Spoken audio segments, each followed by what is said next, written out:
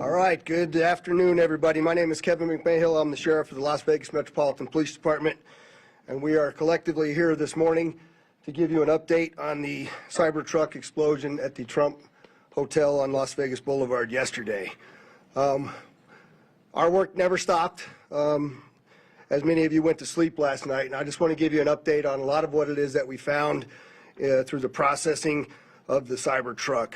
This is a joint investigation involving the FBI, the ATF, the Las Vegas Metropolitan Police Department, and these folks worked through the night and found a lot of stuff that is very useful for this investigation. As you look at this Cybertruck here, we had to transport this down to our fleet services so that we could really get through this thing. And I remind you that the subject inside wasn't able to be removed for a very long period of time because he was burnt beyond recognition. And so as we continue to move through this, I'm going to talk a little bit about his identity and what we believe, but I would like to highlight a couple of things that the teams found inside of the Cybertruck that are useful to the investigation. And that, first and foremost, is a military identification. We also found a passport. We found a Desert Eagle 50 caliber semi-automatic pistol. And if you'll notice on a lot of these guns that we're going to talk about here, they're almost just burnt beyond recognition as well. There's a SLR model B30 semi-automatic firearm, number of fireworks that were still in the vehicle that had to be removed. Notably, we found an iPhone and a smartwatch, and then several credit cards were also in the name of our subject. Our subject is 37-year-old Matthew Livelsberger. He's of Colorado Springs, Colorado, born July 22nd of 1987. Now, as you'll see here on a picture of his driver's license, let's see, the question really still remains for me, and I know that there's a lot of you folks in the media that are identifying this person as the person in our vehicle. As I mentioned to you already, his body is burnt beyond recognition, and I do still not have confirmation 100% that that is the individual that was inside of our vehicle. And so as I'm calling it now, the subject or person of interest, I will not come back until I have the confirmation through DNA or medical records that this is indeed, in fact, the subject inside of the vehicle. Now, further complicating this identification of this individual, we also discovered through the coroner's office that the individual had sustained a gunshot wound to the head prior to the detonation of the vehicle.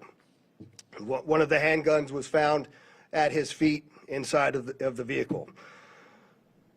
Obviously, in how we're trying to identify him, and I'm feeling comfortable to give you this information, is a tremendous amount of substantial evidence to include he rented the Turo vehicle.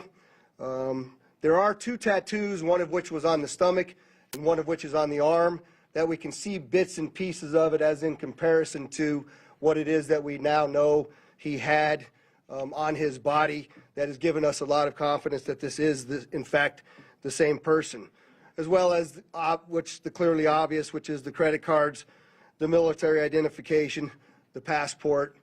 And then furthermore, as you'll see here in just a very short period of time, we tracked his movements from Colorado to Las Vegas, and in a number of the photographs that we were able to determine, he was the individual that was driving the vehicle. And also, I'd like to iterate this point to you. We still have only ever seen him in this vehicle, and we're not aware of any other subjects involved in this particular case. Now, I would like to acknowledge a couple of things because I know what's going on in the social media world, and there are a number of things in this case that are similar to the attack in New Orleans. We do know that our subject here served in the military. In fact, he's a current member of the military. Both of the subjects served at Fort Bragg, North Carolina. What we do know about that is it's a very large military base, and we have no record that they served in the same unit or even at the same years at Fort Bragg, something that continues to remain under investigation. I also know that they both served in Afghanistan in 2009. We don't have any evidence that they were in the same province in Afghanistan, the same location, or the same unit. Again, something else that remains under investigation. And we also know, of course, that they both used the rental company Turo to rent their vehicles. As far as his military background, it's been confirmed by DOD that he was indeed in the United States Army. He was also a Green Beret operations sergeant who spent most of his time at Fort Carson, Colorado, and in Germany. He was on approved leave from Germany, where he was serving with the 10th Special Forces Group.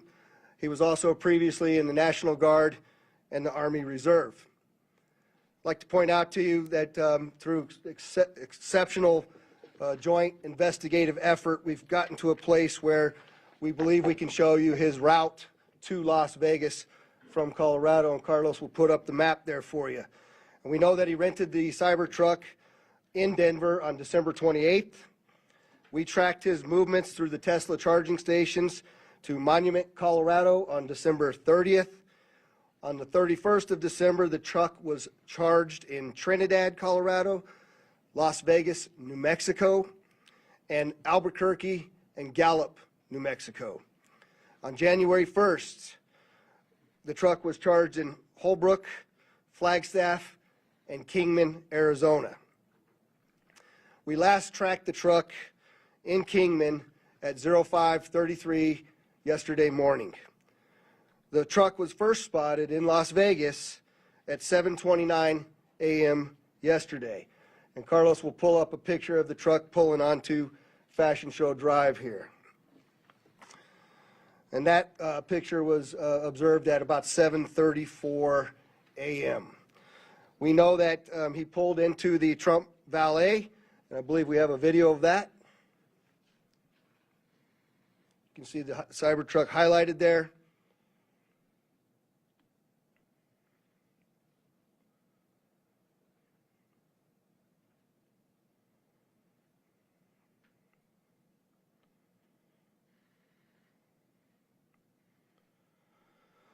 So through extensive surveillance video, we were able to track him leaving there, and we know that he went to several different places along Las Vegas Boulevard, and he spent some time in a parking lot of a business near Flamingo and Las Vegas Boulevard. We then have a video of the truck pulling back onto Las Vegas Boulevard from the sands.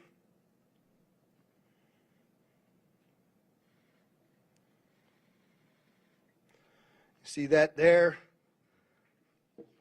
That's north on the boulevard from Sands at 8:39, where he then immediately heads to the Trump Hotel, pulls into the valet area, and as of course you all know, the explosion occurs within 17 seconds of his arrival at the valet.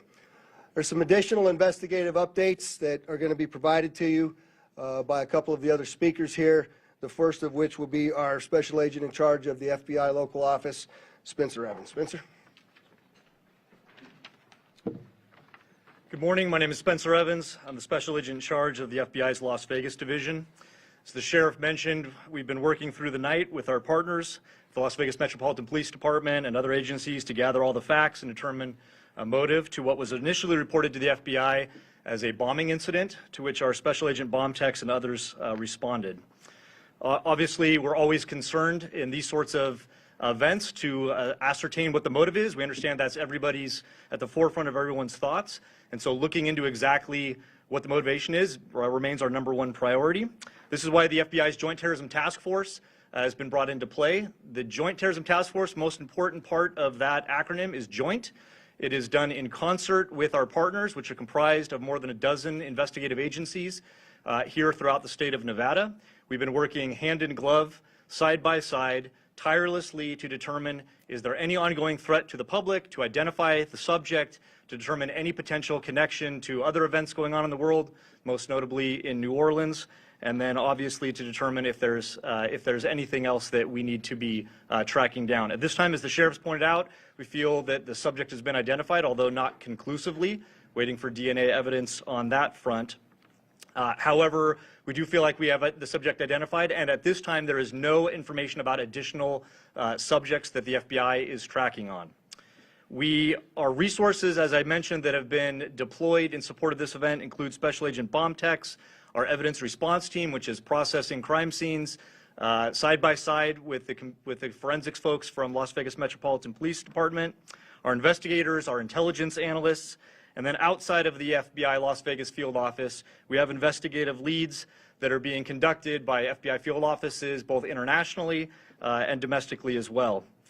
As always, when the FBI is involved with any sort of case like this, we ask for help for the public. Anyone with information related to this incident, we encourage you to please call 1-800-CALL-FBI, or you can submit a tip online at tips.fbi.gov.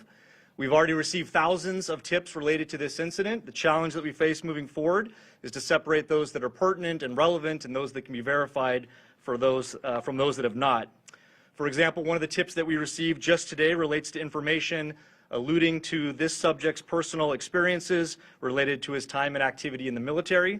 Again, that's unverified and uncorroborated, but one of many tips and leads that we will be following up in the days that come.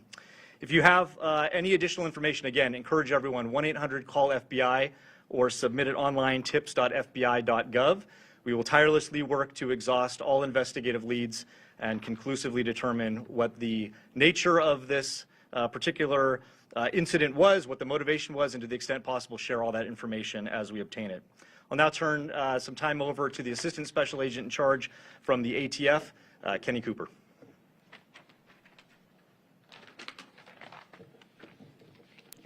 Good morning, everybody. My name is Kenny Cooper. I'm the Assistant Special Agent in charge of ATF San Francisco Field Division. ATF is bringing our expertise in post-blast investigations and our crime gun intelligence to specifically assist in this investigation. I will tell you that our Special Agent bomb techs are working with FBI and with Las Vegas Metro and sifting through that post-blast debris to find components and investigative leads that will derive from that evidence process. We're too early into that investigation process to give any determination as far as how this device was initiated. I will say that we do know that the components primarily consist of fireworks, mortars, aerial shells, and are all consumer fireworks. Nothing commercial grade has been discovered at this point, and we've identified some fuel enhancers like the Coleman fuel and VP racing fuel and some explosive targets that can be purchased at any sporting goods store. We've also, as the sheriff mentioned, we've identified 2 semi-automatic handguns recovered from the Tesla. We have successfully traced those firearms, and I can tell you that Matthew Livesberg lawfully purchased both of these firearms on December 30th, 2024.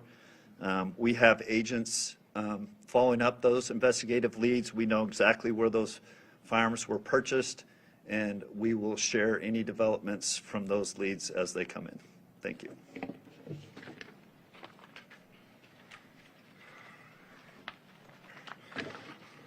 We also have the Clark County Fire Chief here, John Steinbeck, and he didn't have any additional updates, but if there's any questions in regards to what the fire department did during this, he's here to answer those questions as well. With that, I'd just like to say before I take a couple questions from all of you, you'll notice that we're not releasing information that we haven't corroborated and verified. We're very well aware of all of the things that are going around on social media.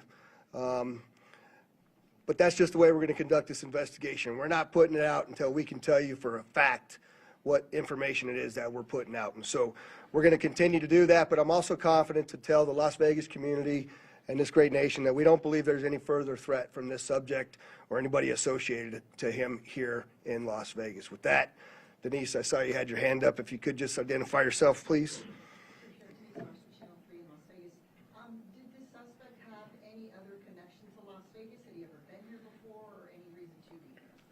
So the question was, did the subject have any ties to Las Vegas, or had he ever been here before?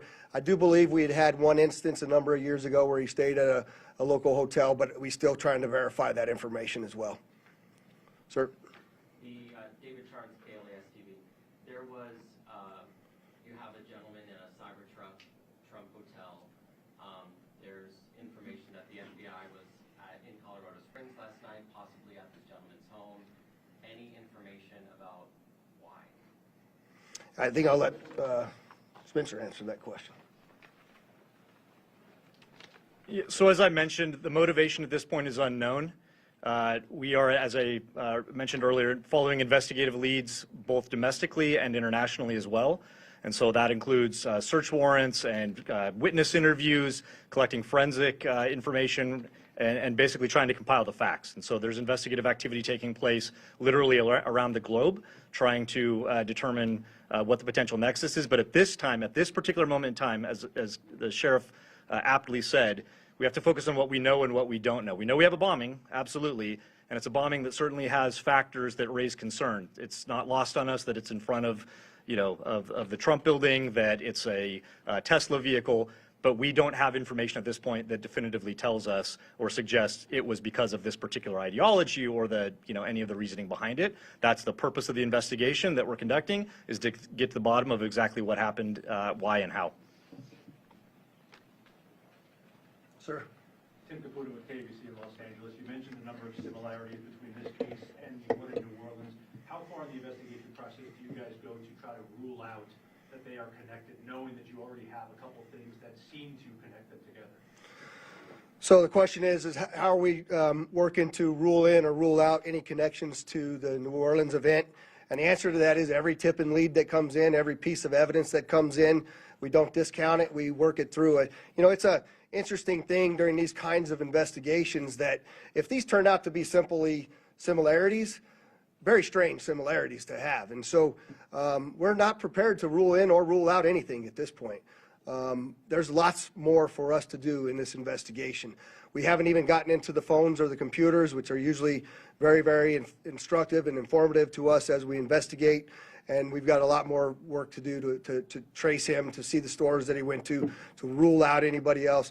Lots and lots of investigative work to do, and we're just trying to give you an update on what we know now. That is factual.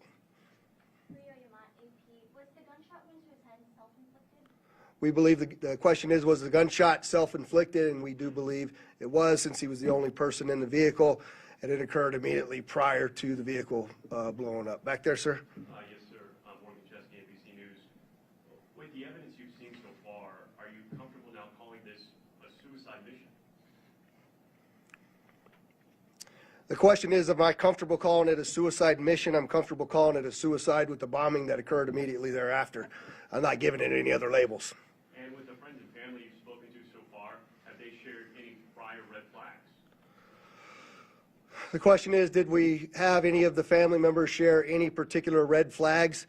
Again, I'll go back to what I know is circulating on social media, but none of that has been verified at this point. And final question, real quickly. All the components you found inside the Cybertruck, were they all purchased in Colorado?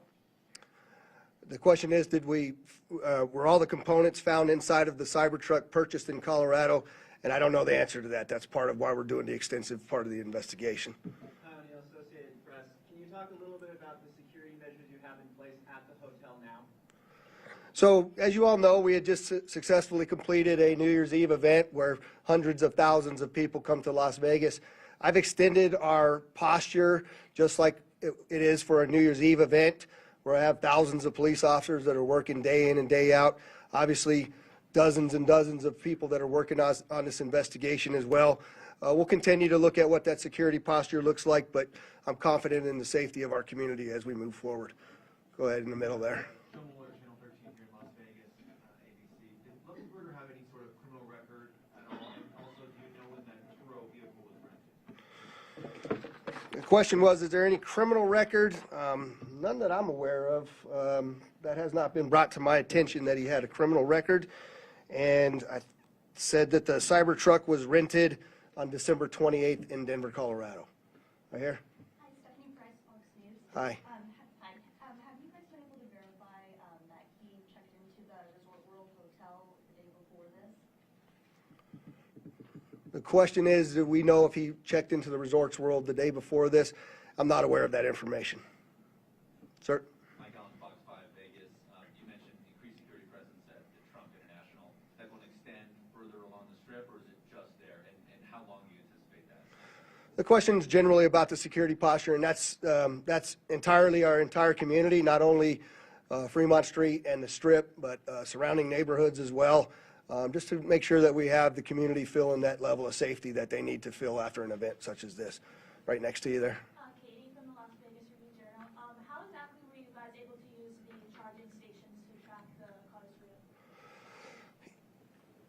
The question is, how were we able to use the tracking or the charging stations to track the vehicle all the way through? And I'm not exactly sure how to answer that question just yet. I know that there's some capability by being able to determine that the car is connected to the charger.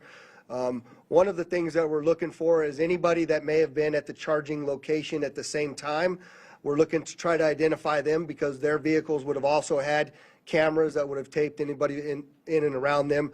We're trying to get people that may have been in the same locations at the same time that have video on their vehicle that could provide that video to us as well. I'll take two more. Go ahead. Can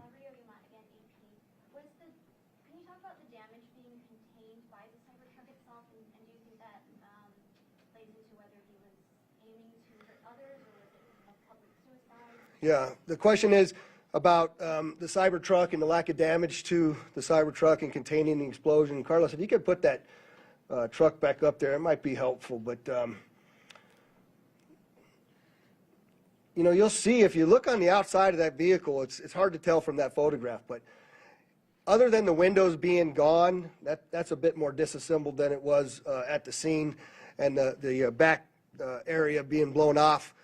There's no evidence of physical damage to the sides of that vehicle. And so the explosion that was in that vehicle sort of vented out and up, but it didn't even damage the glass doors at the trunk. So I'm not sure what that means. I also know that there's a number of unexploded pieces of the things that he had inside of that vehicle, and so I just don't think that it was done as well as he was expecting it to be done. But go ahead.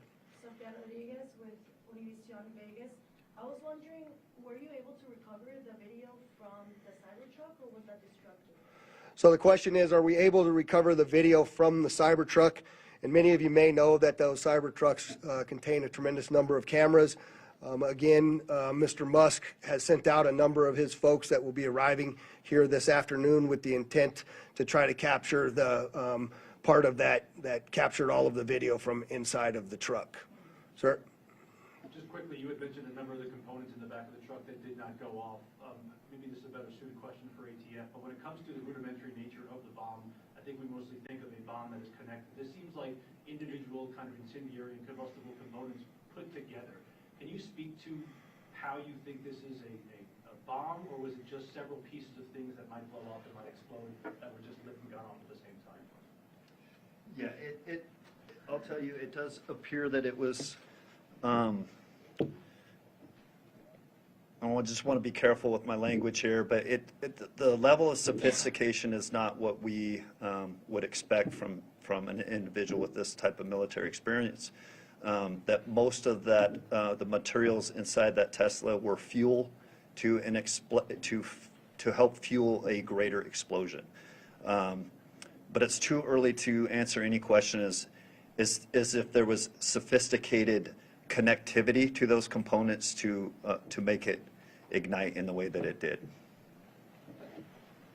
All right, there was one last hand over here. I'll take your last question. Or maybe this is for Special Agent Evans, Mike Carter, Newsmax. Any idea if the suspect has been in touch with any outside terrorist groups? Has this investigation extended globally? The question is, do we know whether the subject's been in touch with any outside terrorist groups, or if it's been investigated globally? And Spencer, you want me to? Okay. So the question about whether it's being investigated globally, absolutely. Like I said, we're running down investigative leads around the world. No information that we're aware of right now that connects this individual to any terrorist organization around the world. But that's obviously the thrust of the investigation, is ruling out that there's any sort of, terrorism nexus, and then again, getting at what the ideology is. We appreciate you all coming, and we will be back before you when there's substantial updates to provide to you. Thanks for all your great work.